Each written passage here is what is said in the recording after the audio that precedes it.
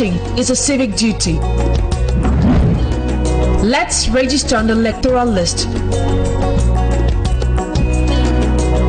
This is a message from Equinoxe Television.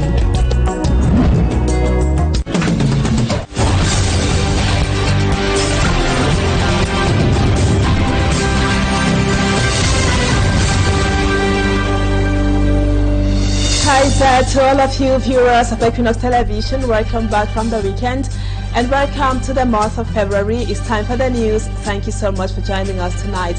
Our major stories this evening: it has been clearly noticed that most Cameroonian French-speaking parents today prefer having their children in purely Anglo-Saxon schools for various reasons.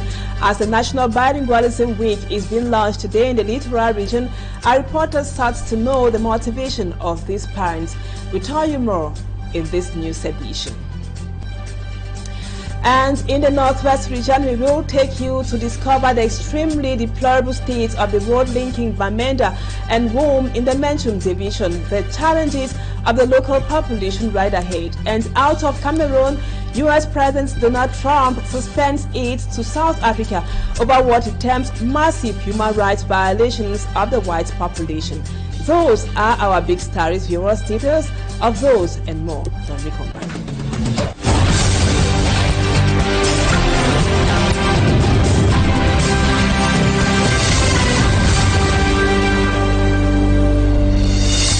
Welcome back, viewers. Thank you so much for the confidence. Inhabitants of the Lendi neighborhood of the Douala 5 subdivision say they are now living in fear as 3 ravines rapidly eroded in that area, threatening their lives. Some of them say it was during the works or rehabilitation works in that area, with water coming from several neighborhood channels to a single outlet. Our reporter Cedric Chakutio was at the Lendi neighborhood today. He now tells us what he saw and what he heard.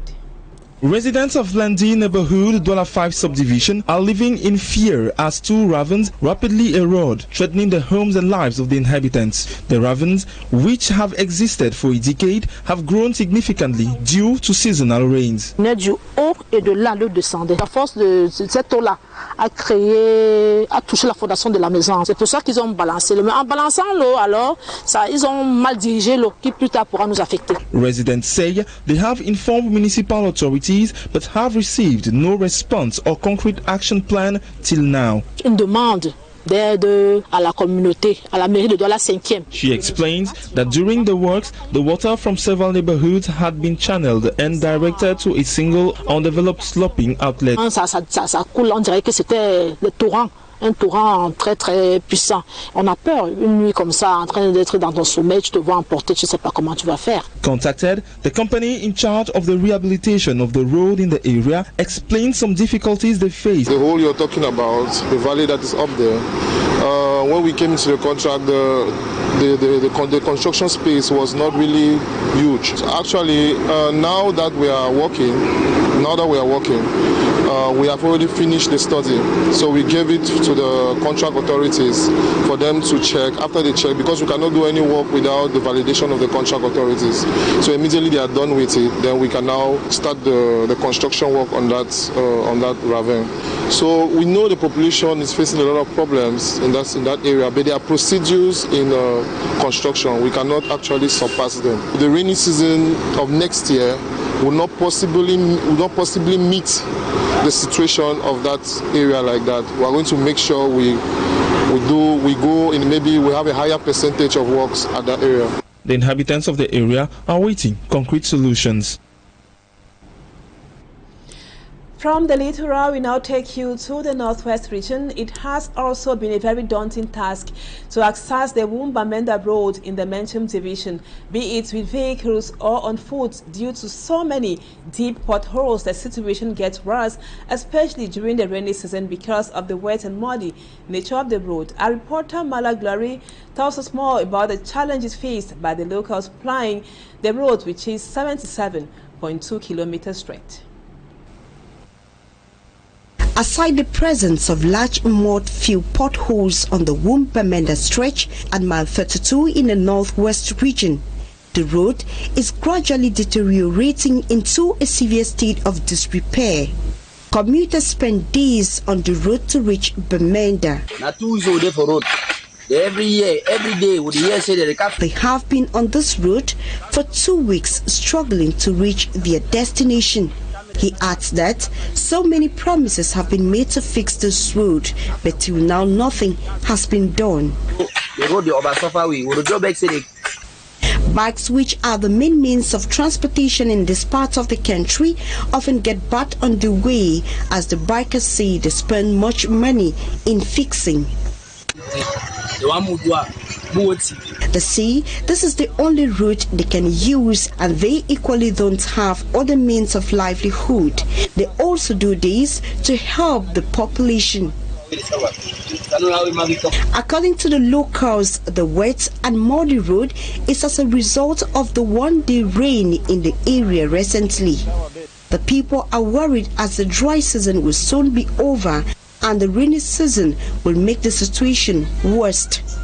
While pleading with the government to rehabilitate the national route number 11, they continue to ply the 77.2 kilometer stretch, resting on God for safety.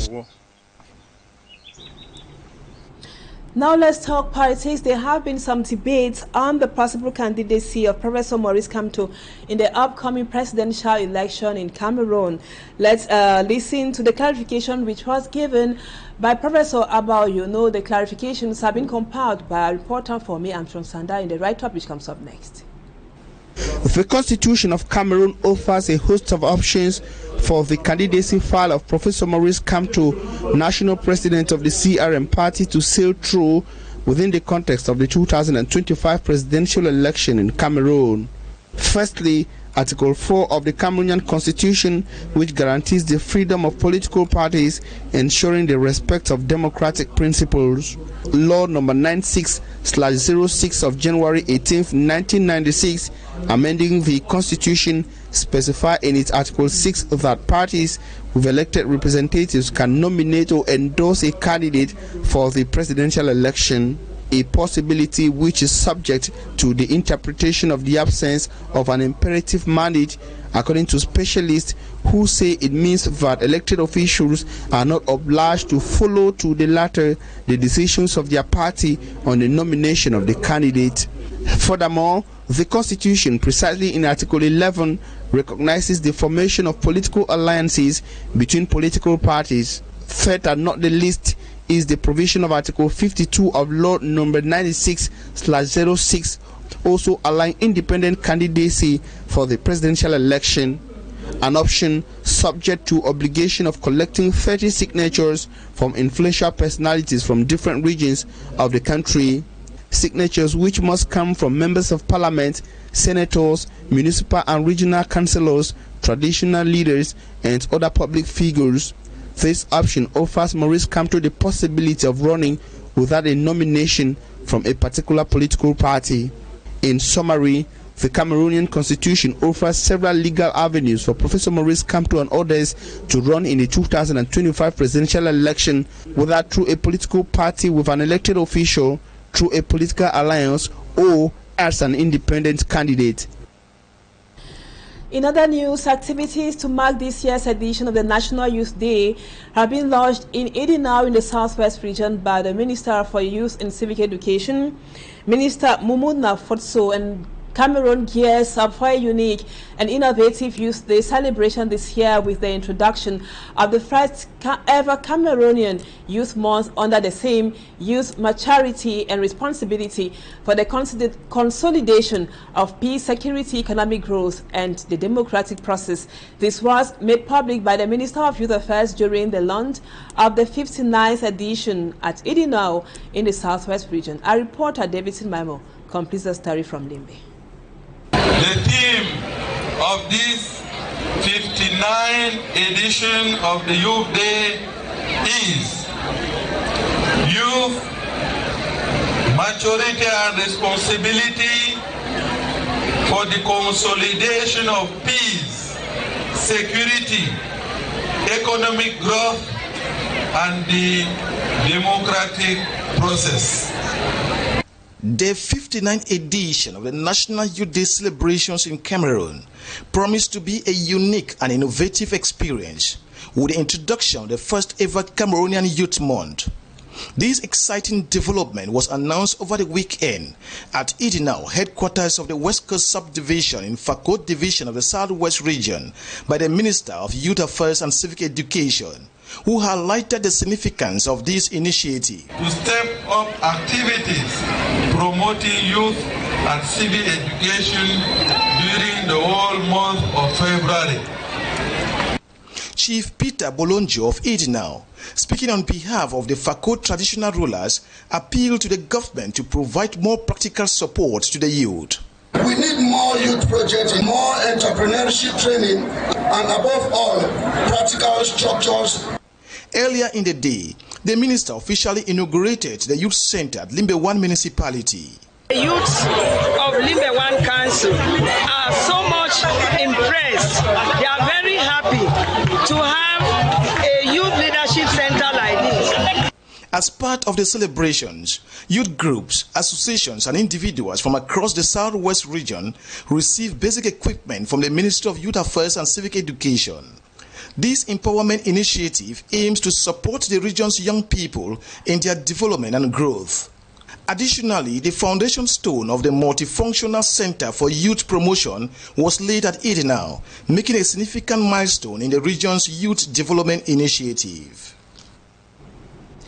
Now let's talk something else. 5 years since the reconstruction and development plan was initiated in the far north region of the country and other troubled regions of Cameroon like the northwest and southwest regions, the fruits are somehow visible, and the sufferings of the people to have access to potable water, health facilities and others are somehow gradually fading away as boreholes, roads, modern classrooms and other facilities have been constructed to improve upon the standard of living, especially of those living in the far north region. Innocent answer with the details.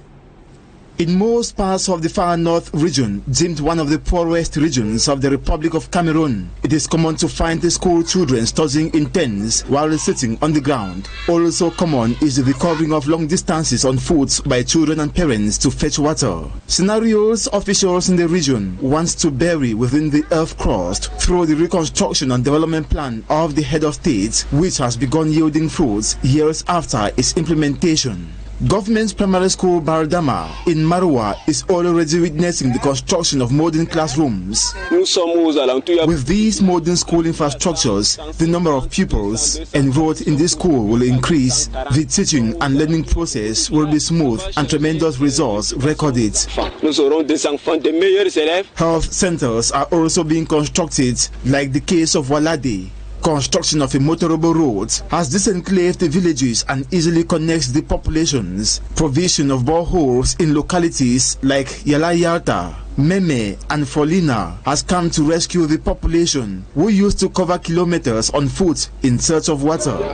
Before, we used to get up at 4 a.m. to fetch water in places found about 2 and 3 kilometers from us. As a consequence, we go to school late. With these boreholes in our quarters, we can get up even at 5 a.m. to fetch water and go to school early. We beg authorities to provide boreholes in all quarters. If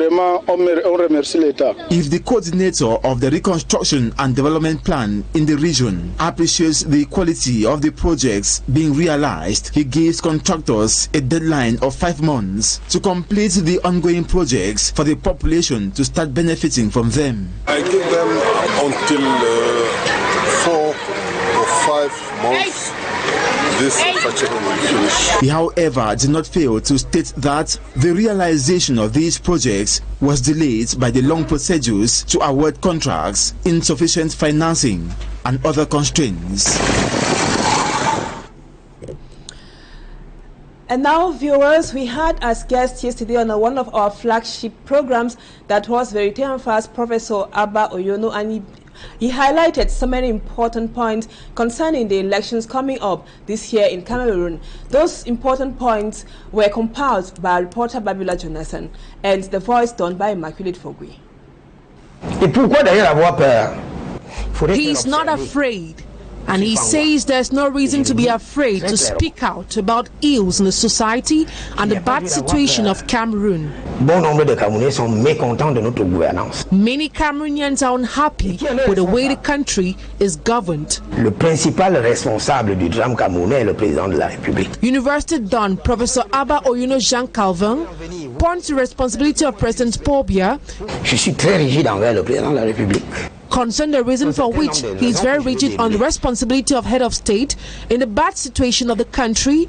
He says President Paul Biya has had all the time he needed from time he was prime minister to when he became head of state, leading the country for over 43 years to solve all the problems, but he has failed to do that. Professor Abba Oyuno Jean Calvin also highlights the fact that several government ministers in different sectors of national life, including land and state property, education and territorial administration, have been on duty for several years despite failure in their duties. And to him, because the head of state has done little or nothing about that, makes him largely responsible for the minister's mishaps. About the support of traditional leaders to President Paul Biya, he thinks it's their right, but it only becomes a problem when they involve their subjects in their declaration of support. Que ce soit élection Cameroun ou alors le Conseil constitutionnel.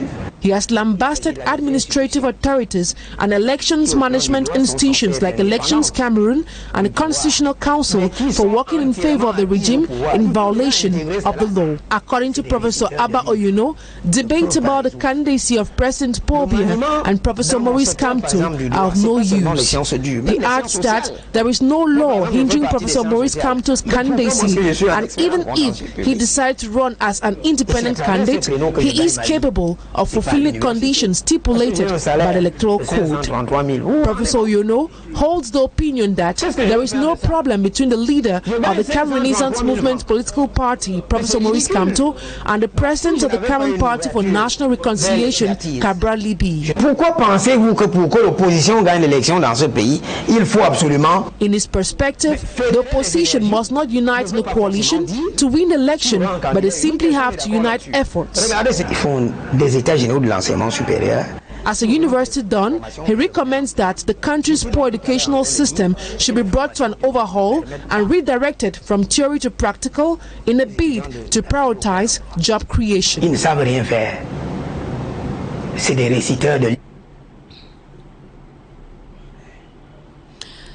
And now we told you in the headlines, why are French-speaking parents now encouraging their children to school in purely Anglo-Saxon schools in Cameroon? This is a question that was has been increasingly gaining public attention within the context of the National Bilingualism Day.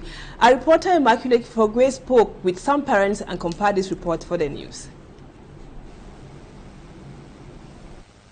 Cameroonians of French-speaking extraction have for the past years gained interest in bilingual studies for their children. Many parents say their choice for the Anglo-Saxon subsystem is in line with the available global opportunities. So when you get into class, I can say about 80% is Francophone background, and then 20% is Anglophone. You know, we are in a Francophone zone.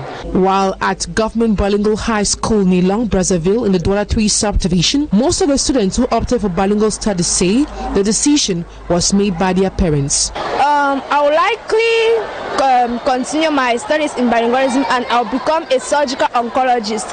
And to be a surgical oncologist, I need to further my studies in biochemistry, that is studying biology and chemistry, and also I think physics. But I think physics is for radiological. For me, I would like that after the DCE ordinary level, I write the DCE advanced level, and I go to a bilingual university to continue my education, because I saw that it is very important to be bilingual in Cameroon. Despite the numerous advantages linked to bilingual studies, teachers say it's essential for parents to be aware that teaching a child a language which is not spoken at home could be very tedious and definitely requires extra effort on the part of parents. At the beginning, there are difficulties because they begin from Form 1. These particular students, they don't mix them. As they start from Form 1, they continue till they reach Form 5. Now, to get into that subsystem, you need to take a concours, an exam that is written in Form 1. So they write the Form 1 and the CZMs. They do this exam, and when you pass, you are directly sent to either CZM Bilingue or Form 1 bilingual. Celebrating National Bilingualism Week, school authorities of Government Bilingual High School Nilong saluted the efforts made by students to be perfectly bilingual, while encouraging them to take their French and English language studies seriously in order to increase their chances of succeeding in the global market. Now we treat you to news out of the country. Leaders of the Southern African Development Community SADC have wrapped up their extraordinary summit in Harare, Zimbabwe. The meeting aimed at addressing the worsening security condition in eastern DRC. They also convened in response to recent assaults on United Nations and SADC peacekeeping missions in the DRC. While in the US of A, President Donald Trump has announced that he will cut all funding to South Africa and has initiated an investigation into the country's policies, claiming that a massive human rights violation against white people is ongoing as a result of a new land expropriation law. More with Lucille Yengo is here. Conflict in Eastern Democratic Republic of Congo is escalating, affecting the inhabitants of the region. In response to this situation, leaders from the Southern African Development Community SADC held an extraordinary summit near Harare, Zimbabwe, to discuss recent developments. Zimbabwean President Emmerson Mnangagwa, who is currently leading SADC, emphasized the need for lasting solutions to the challenges facing the DRC. He noted that the people of Eastern Congo have suffered for too long and reaffirmed SADC's commitment to peace. As resolutions, the summit recalled its May 23 decision to deploy a peacekeeping mission to support peace and security in the DRC, noting that these goals have not yet been achieved. It also called for the immediate dispatch of defense ministers and military leaders to ensure the safety of Sami DRC troops and facilitate the repatriation of deceased and injured soldiers. Additionally, the summit proposed an immediate joint meeting for SADC and East African community to discuss the security situation in the DRC. This summit follows the tragic death of 13 SADC troops from South Africa and 3 from Malawi in clashes related to the M23 rebels.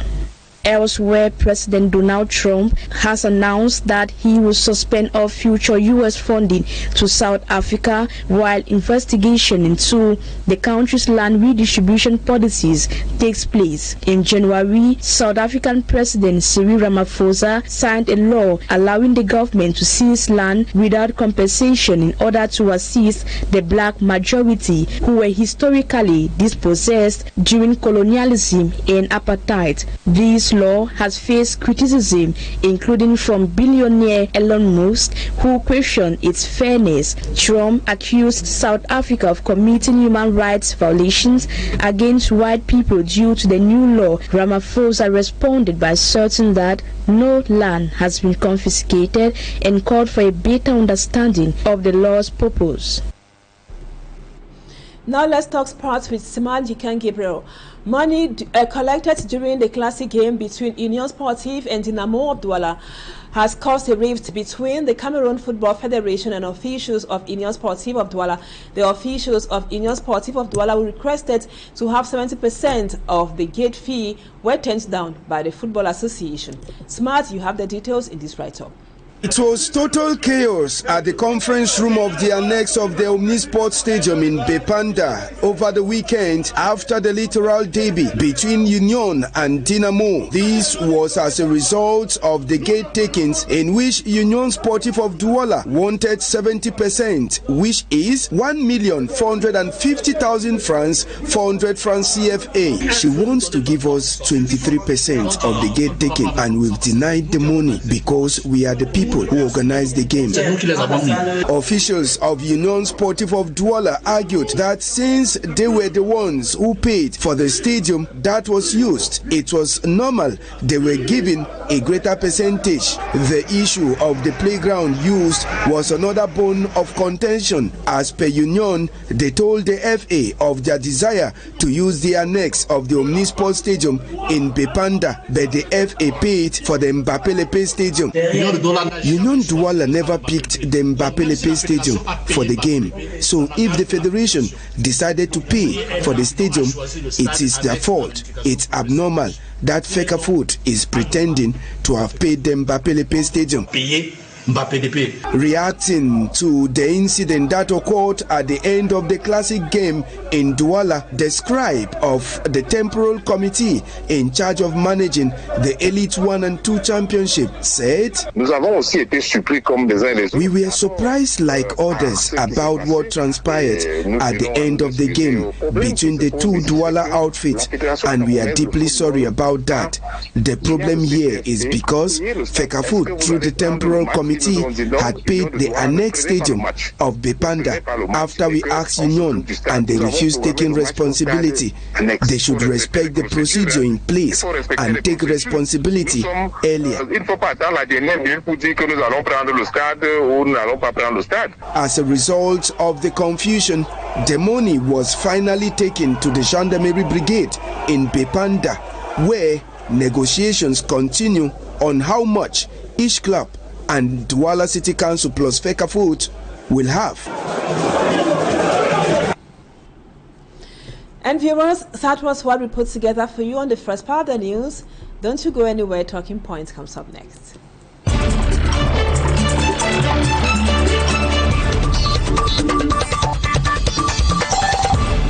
Our guest tonight is Dr. NGALE MAENYE. He is a political analyst based in Buea. Doctor, thank you so much for accepting to be our guest on Talking Point tonight. We are talking today on some recent support of traditional rulers to either President Paul Biya's candidacy for this year's election or to the ruling CPDM party. Critics, some of them have described this as unbelievable, especially at this moment when we need change at all costs in the country. Doctor, what are your thoughts on this as a political analyst? Good evening, Anne, and thanks for having me on Talking Point. I think Cameroonians in their vast majority have become used to the motion de soutien to the President of the Republic. This is not new. Like Aristotle says, man by nature is a political animal. So just maybe our traditional rulers are merely politicking. But I think that this kind of politicking is not without repercussions, because we live in at a time when Cameroonians in their vast majority are clamoring for change. And at some point, I think that if traditional authorities get involved into active politics like this, you know, it brings down the power of the traditional institutions. We should remember that we are Africans and our traditional institutions are very important to us. And I hope that in the nearest future, we will not have traditional authorities meddle actively like this into politics. I'm hoping that we could have more neutral traditional authorities, because, of course, when you're leading people in a community from different political opinions and different political backgrounds, you know, and if you have taken a stance like this, what do you expect your populations back at home to do? I think at some point we have to take these authorities really clear of politics. Dr. NGALE MAENYE, very recently we have seen some political parties. We won't want to describe them as no names because this period is somehow really crucial. We are talking of the MDRU of late, the Kole Daisala, and also Prague. These political parties have been approved by Minister Paula Tanganji. What, according to you, can be possible reasons behind creating a so-called opposition party and later decide to throw their weight behind the CPDM party? Oh, and the creation of political parties is supposed to be, quote-unquote, on ideological basis. So if someone creates a political party and the ideology meets that of the ruling party, just maybe they may want to fuse with the party in power. But the phenomenon in Cameroon is always different, you know. We have a lot of political parties who come in and at some point decide to throw their weight behind the leading political party. We have seen that before. It happened in 92.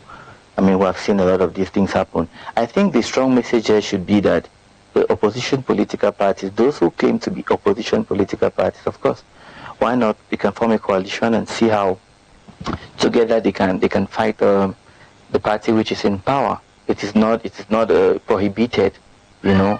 It's in politics there are strategies, and as a political scientist, I can tell you, most of our opposition political parties maybe lack the strategy to beat the party in power. I think, in my opinion, that if you want to beat the CPDM, it may just be time for us to have a really solid coalition from the opposition. Failure to do that, sorry, but we may not be able to have so much desired change that we wish for our country, Cameroon. So I'm advising, as a political scientist, fellow opposition parties, if you think that you want to beat the CPDM, of course, you can come to me for consultancy, but I'll tell you one of the ways you can beat the party in power is just for you to be able to have a solid coalition, because men by nature love novelty. The minute you come with something new, I think the vast majority of Cameroonians are going to throw their weight behind this new ideology. But because we've had the same ideology running through the years, we see the same results, you know, over the years.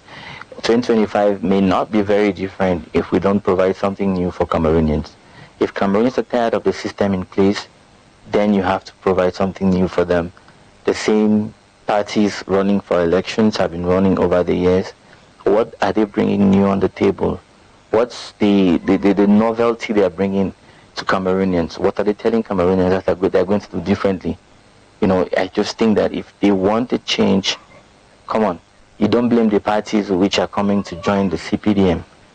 They are looking for their own interests. Politics, they say, is a game of interest. So it's imperative that opposition political parties learn from these parties, because, like I say, it's a game of interest. They are not going to throw their weight behind the CPDM because they want to. You know, it's part of their own strategy to get some level of political power. And now, there have been allegations of the Minat boss being behind all the shenanigans, especially with regards to the two situations cited above, all in a bid to maintain his own boss at the helm of the state. Do you think such maneuvers can be really devastating, or don't you think they can be really devastating to the future of the nation?